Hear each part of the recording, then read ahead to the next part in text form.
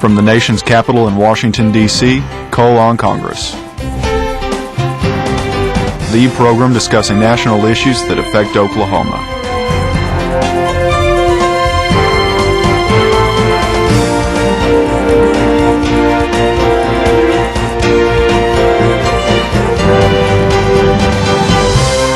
Your host, U.S. Representative Tom Cole. Thank you for joining me today for another episode of Cole on Congress. Today I'm pleased to welcome my good friend and colleague Walter Jones to the program. And Congressman Jones has been a representative for Eastern Shore of North Carolina since 1994. He currently sits on the Armed Services and Financial Services Committees. And I've asked Walter to join me in a discussion about, frankly, our national growing debt, our spending, and some of the things he sees from this critical position on financial services about the economy as it's going forward. But first, Walter, just thank you for being here. I very much appreciate you taking the time to come. Tom, I appreciate it. You've been a man I have great respect for, your integrity and your leadership in the Republican Party, and actually on the floor of the House. Well, you're kind to say that.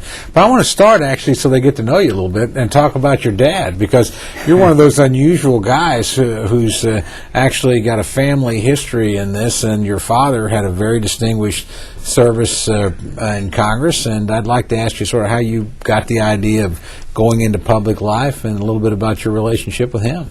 Well, Tom, thank you. My father served in the House for 26 years, became chairman of a committee that doesn't function any longer, known as the Merchant Marine and Fisheries Committee. At that time, they had quite a responsibility, but when we became the majority, I think they consolidated several committees, and that happened to be one.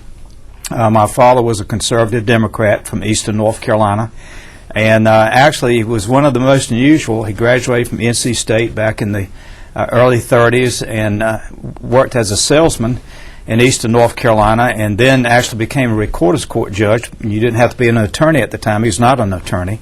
And then actually worked his way up through the State House, the State Senate, and then ran for Congress the first time against an incumbent, lost, but ran again, and ended up serving 26 years in the House of Representatives. Well, what did he think when you made the decision to go into politics as well? Well, my father, I was actually in the mid-late 30s before I decided that I'd like to run for office, and that happened to be the State House of North Carolina.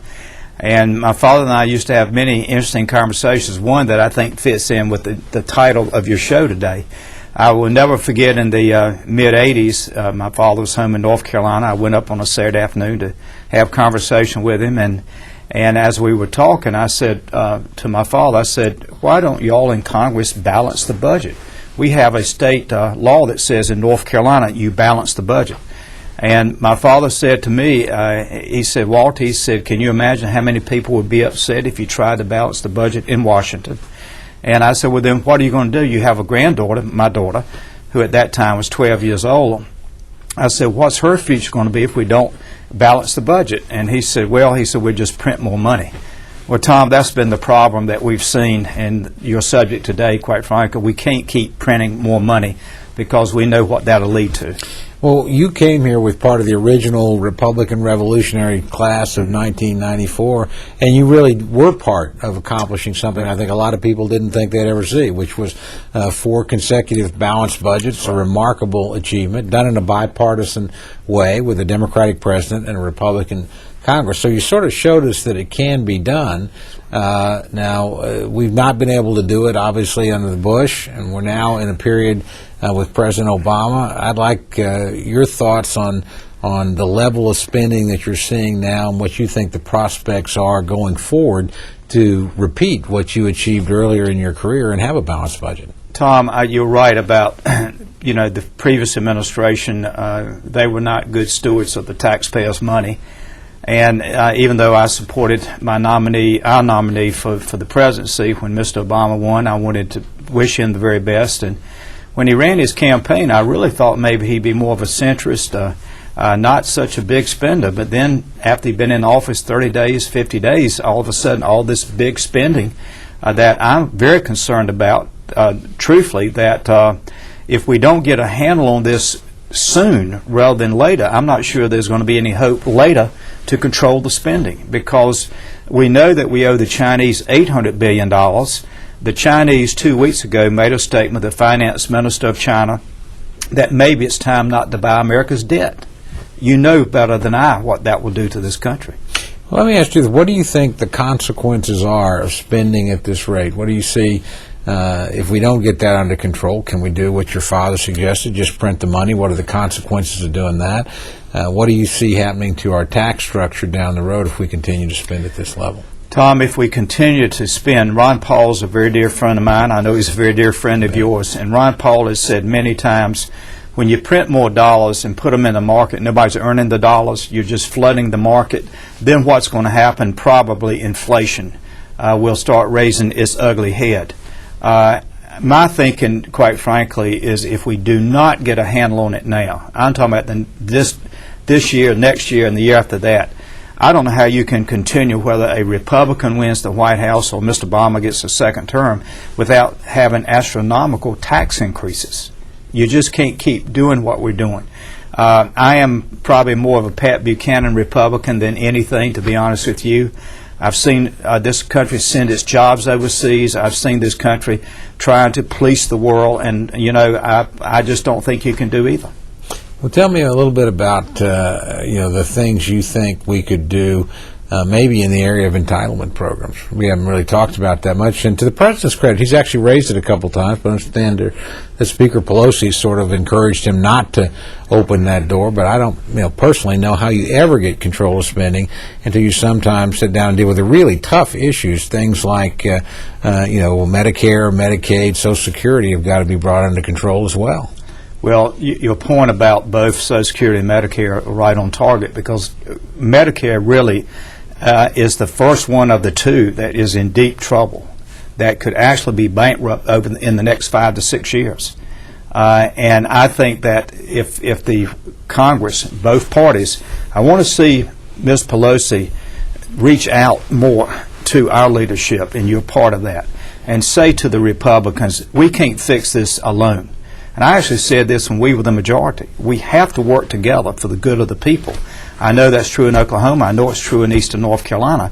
And to me, if you continue to push the issues down the road for the next generation, then I have said this publicly, Tom, the next generation will curse those of us who did not deal with the problem now. You're exactly right. We do see this happen at the state level. We've got in Oklahoma currently a Democratic governor. We have, for the first time in our state's history, a Republican legislature, Republican Senate, Republican House. They've had to wrestle with tough budget this year. About a 10-15% shortfall in revenues compared to last year. Didn't raise taxes. They just did the cuts. And actually announced a budget agreement last week, a week early. And so you see bipartisanship happen sometimes at the state level in these crises. Why is it so much more difficult here to achieve those same sorts of objectives? Tom, I think one of the problems, quite frankly, is that there's too much money in Washington from the outside groups. I think they have too much influence in both parties. And I think that I joined John Larson recently. I've joined, at that time he was a Republican oil inspector. He's not now, as we know. And Dick Durbin with a press conference saying that we needed to look at options or alternatives to how we fund our campaigns. It would not apply to everyone, because those in office would continue, if they wanted to continue, or to raise money the way they do, or they would look at the option. And the option is trying to figure out some way, based on the Constitution, that we can negate so much influence here in Washington. To me, that's part of the problem. Well, tell me about, again, you're sitting on financial services. I know on a couple of occasions there have been alternative Republican proposals on the budget. I'm sure we'll see an alternative Republican program on health care. There certainly was a Republican alternative stimulus package. How good a job is the Republican Party doing, in your opinion, at beginning to get back to the roots of fiscal responsibility, which, frankly, you've never left since you've been a member of Congress? Tom, I think we've learned a valuable lesson, and I think we're beginning to understand that what we have to do is, where we can see opportunities to present our position and not being seen always as adversaries. I think there are times that the minority party, be Republican or Democrat, Republican in this case, you have to be adversaries. But there are times when the country is hurting so badly, and we are in America, it's hurting so badly that when we can find those opportunities to come together for the good of the country, we need to do it. Now, I want to be a little critical of Ms. Pelosi because I don't think she has opened the door as much as she should. I think to a degree, maybe the President, Mr. Obama, has opened the door a little bit wider than she did. But for the good of this country, people in eastern North Carolina, I certainly can't speak for Oklahoma, but when I go home on the weekends, as you go home on the weekends, people are saying to me, you know, we're hurting. What are y'all doing in Washington? Quite frankly, I think there should be more oversight on the bailout of Wall Street. I think we, both parties, have an obligation to find out those people who challenge the laws to take care of their friends. They should be investigated. I know there are some ongoing FBI investigations.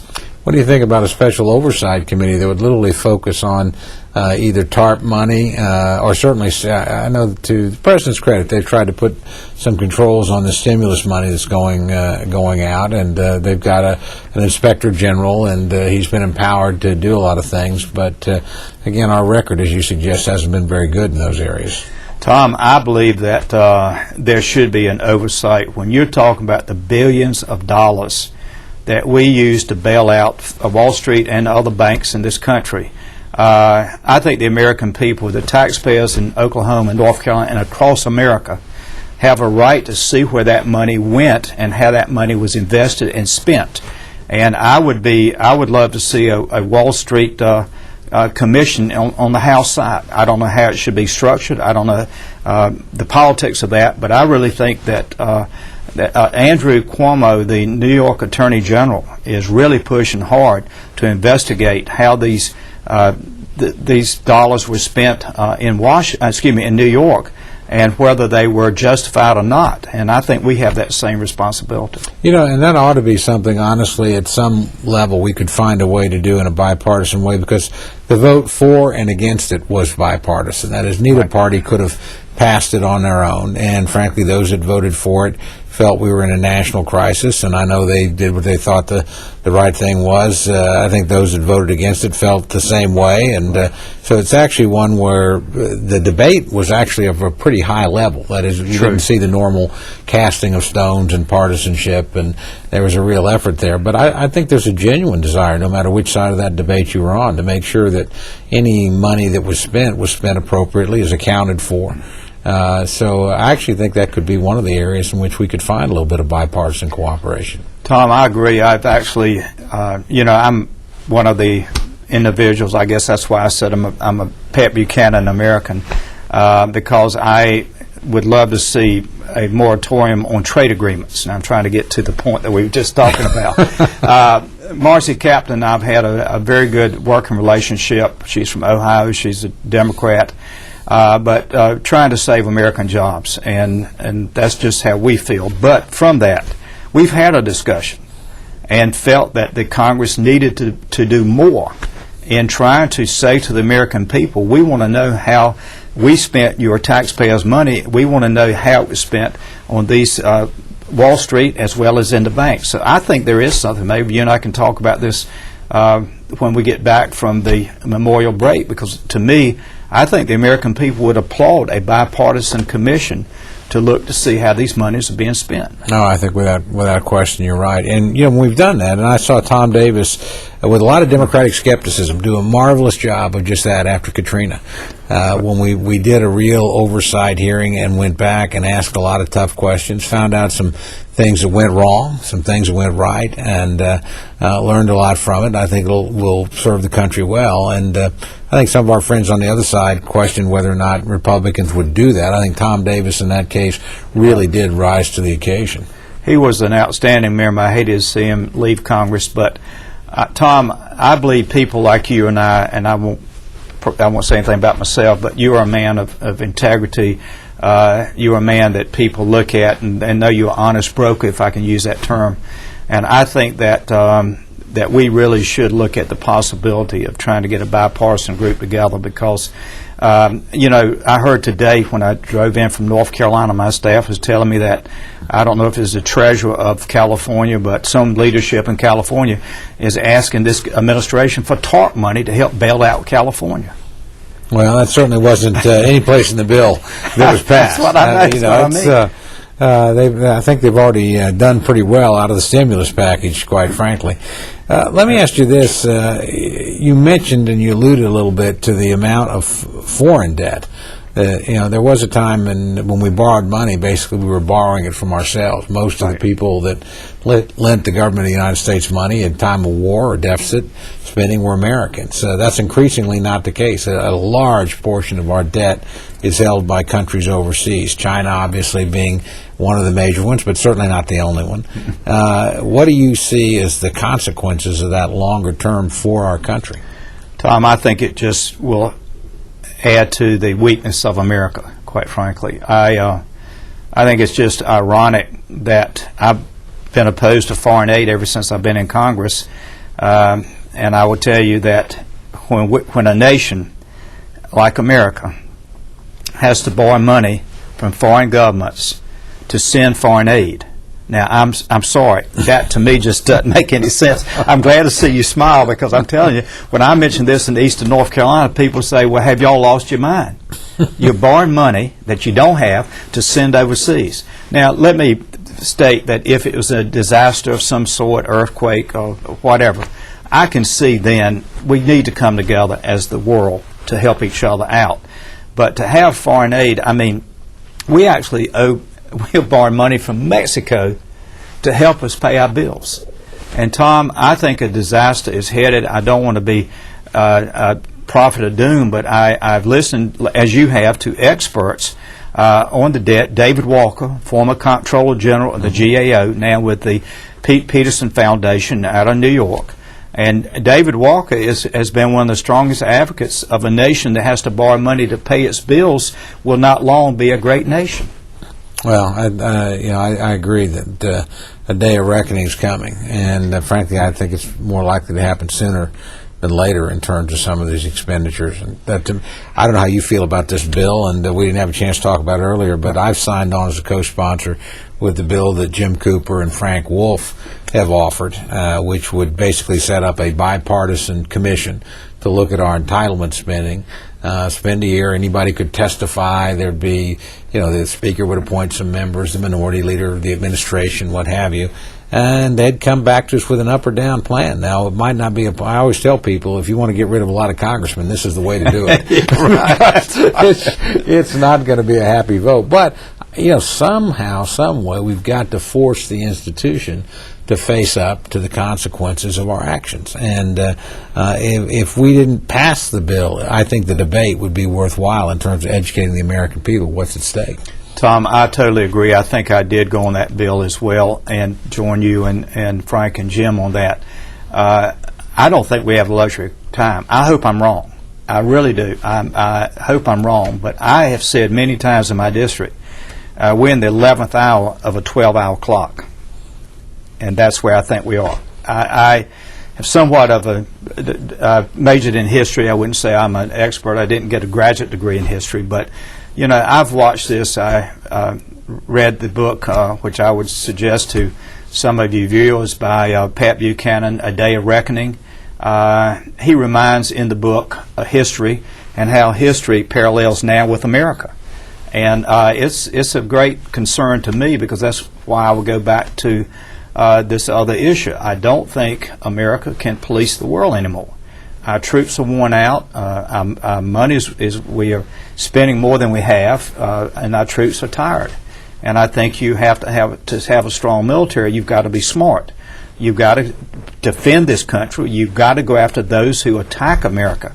But to go around the world and trying to create democracies here and there, it just doesn't happen if you review history. Well, you've got a district like mine in the sense that you have a very substantial military presence, and of course you've sat on the Armed Services Committee for many years. I want to just tell our listeners, I had the privilege of sitting with you on that committee for 6 years, and nobody cares more about men and women in uniform than Walter Jones. I mean, I saw it in public and private sessions. Nobody stood up for the average GI, the average Marine, the average sailor and airman or Coast Guardsman more than you did in terms of the quality of care they would get, the pay and the benefits, the type of things that were needed for their family so they could continue to serve. And I think you've done your country a great service, and sometimes in closed meetings that nobody got to hear other than other members. And I admire you. I remember one in particular. We were talking about the condition of the Army, which, as you said, has been under enormous strain since 2002, when it was committed to combat in Afghanistan, and in 2003 in Iraq.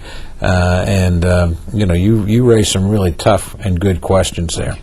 But toward that end, the one area looking forward in the President's budgets over the next 10 years where we're really pulling back is our military spending. And that's at a time when rightly or wrongly, we're committed into conflicts. Now, I don't know your feel, but I have very major concerns when I see the percentage of federal dollars going to the armed services going to decline from 20% of the budget to 14%. The percentage of our national wealth that we're spending on defending ourselves, which was as high as 9% when Kennedy was president, over 6% when Ronald Reagan was president, is now a little bit over 4%, and would drop it to 3%. I think that means you're going to be asking those soldiers that are still in the service to do that much more with that much less. And I have a great concern about that. I'd like to get your perspective on that. I share your concern, Tom, because my limited understanding of the Constitution is that we're required to have a strong military, a defense of this nation. And I think that the proposals, this is what again bothers me, because what is happening as the President is trying to find money for this program, that program, he's taking it from the military. I don't think this is the time to do that. There might be another time to review where we are and what we need to be investing in and what we need to be spending, but I don't think this year is the time to do it. I really do not. And so I'm real anxious, as you are. I am on the Armed Services Committee. You made reference to that. And Mr. Gates will have to come before the committee, and that process has already started, to explain his recommendations. It's going to be a very interesting 5 or 6 weeks as we build up to bringing the bill to the floor sometime in mid-June. Well, I have a lot of respect, I think most people do, for Secretary Gates, but he's not a miracle worker. You know, he can only work within the budget that the administration and the Congress decide to give him at the end of the day. And I think he's had to make some tough decisions. Certainly something I got to tell you, I profoundly disagree with. I'm quite willing to look at the future combat system because there's some areas where clearly we have not made the progress technologically we wanted to make. But when you're doing things like canceling a new cannon, when we haven't had a new one really since the old Paladin in the late 50s and 60s, we've upgraded it, but we canceled Crusader. Now this was going to be the next piece, the non-light of sight cannon. That looks like it's in very serious jeopardy right now. I don't want American soldiers going into combat with anything less than the best technology in the world. I agree. Tom, I think that just like we all know that when an administration makes recommendations, and certainly the Congress takes those recommendations very seriously, but I think that to make up the Armed Services Committee that you used to serve on, I think now with it's always been a balanced committee. I think only on the issue of abortion did we ever really have, really fights, so to speak, or strong differences. But I think that this committee will come together and try to make the right decisions. As you mentioned, the issue of the cannon, I think we'll make the right decisions because the decisions we make today, we're talking about the next 10 or 15 years. And the world we live in, no matter how you might feel about policy here or policy there, we've got to be able to say to the world, we have a strong military. And right now, I'm not sure we can say it. Yeah, I tell you, one of the other areas that concerns me greatly is what we're going to do with air power. I think the biggest single advantage American soldiers have had in over half a century when we've committed them to battle, they haven't had to look up. We've had so complete dominance of the air and such complete dominance of the sea lanes around the battlefield that we just have not had to worry about another power, and that's not necessarily going to be the case going forward. And one of the things that does alarm me a lot is we're planning now for the war that we're in, and our enemies are certainly very formidable. But if you really look at what they're armed with, it's improvised explosive devices, it's AK-47s, and it's rocket-propelled grenades. It's not tanks, it's not artillery, it's not air power. You can't count on every adversary not being able to mount creditable armored forces and air forces to oppose you.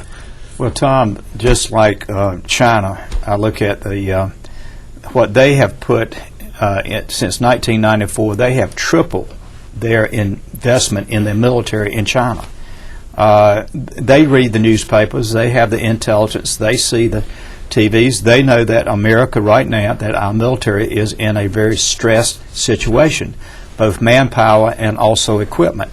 And they are building an air force that truthfully, if we don't do something, to, as you said, to strengthen our air force, we're going to be challenged by China. I'm not saying so much in war, but I'm just saying to say our air force is equal to your air force. We cannot afford that to happen, in my opinion. I think one of the big challenges we're going to have going forward, frankly, is right-sizing the military. Now, you and I were there in a time when, in a bipartisan basis, first with a Republican majority, but continuing under a Democratic majority, we, I think, appropriately increased the size of our Army and our Marines in particular.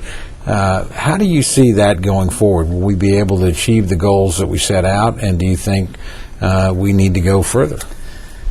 Tom, I think that this is where the President has got to establish priorities, because I'll tell you something we have not had time to talk about, and that is the wounded coming back from Afghanistan and Iraq. It's going to be astronomical in cost to take care of these young men and women. And I think that what's got to happen is that the President has got to say we've got to be careful how we reestablish priorities. We're not doing that right now. Well, I tell you what, I couldn't agree with you more. And, you know, you've been one of the really thoughtful guys in Congress in the time that I've been here, and frankly, have been the model of being a consistent conservative, and yet somebody that I think genuinely has the respect of members on both sides of the aisle. Another thing that I'm sure our listeners don't know, but they ought to know, Walter Jones was voted as the nicest member of Congress by the staff. Now, the staff really knows. Staff and the folks that service here and do such a wonderful job, they know who's nice to them and who's not. So you're looking today at the nicest guy in Congress. Well, Tom, that's nice, very kind of you to say. I'm a man of very strong faith, and I try to live by what I believe God has asked us all to do, and that's to be fair with each other. Well, I appreciate you being here. You made the time go fast, as I knew you would, Walter, but we're just about to wrap up, and I want to thank you. I hope you've enjoyed this episode of Cole on Congress, and until next time, this is Congressman Tom Cole from our nation's capital. Thank you for being with us today. And Walter, thanks very much for coming and joining us. Thank you, Tom. It's been a great pleasure to have you here, my friend. Thank you.